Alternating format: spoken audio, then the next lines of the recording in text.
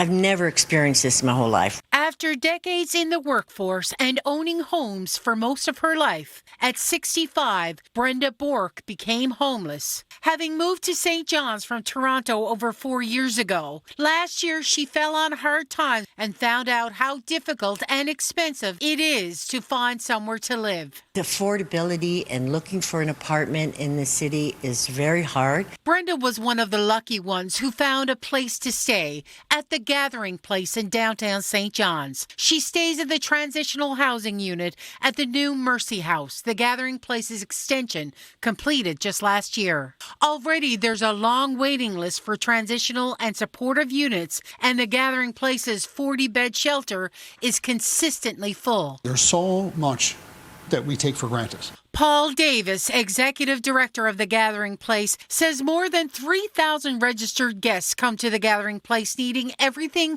from a meal and a place to do laundry to help from social workers, a dentist, or staff who can help file their income taxes. And the numbers keep rising. In June alone this year, over 17,000 meals were served. We're surprised by it. It's the highest we've ever seen before. July, it was sustained at the same level. August, it was almost 18,000.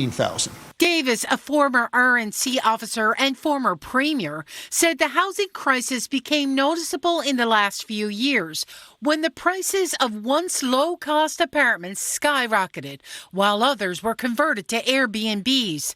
It's resulted in a housing crisis that saw young and old suddenly on the street. We've had many seniors stay here in our shelter who've never been in a shelter before in their lives. People in their 60s and 70s, and in some cases in their 80s. The wait list, the number of referrals that we receive, Rosie, is incredible. Sherry Whittle, manager of housing at the facility, says it's not just about providing a roof over someone's head. It's far more than a bed or a room. It's restoring dignity, stability, connection to community. We meet some wonderful people at some of the most challenging times in their life. People like Justin Furlong, who a handful of years ago was homeless, but found solace at the Gathering Place. This is a place to gather, to eat your meals, to, let the world know that my friends, everybody I know are worth something. Rosie Mullaley, NTV News.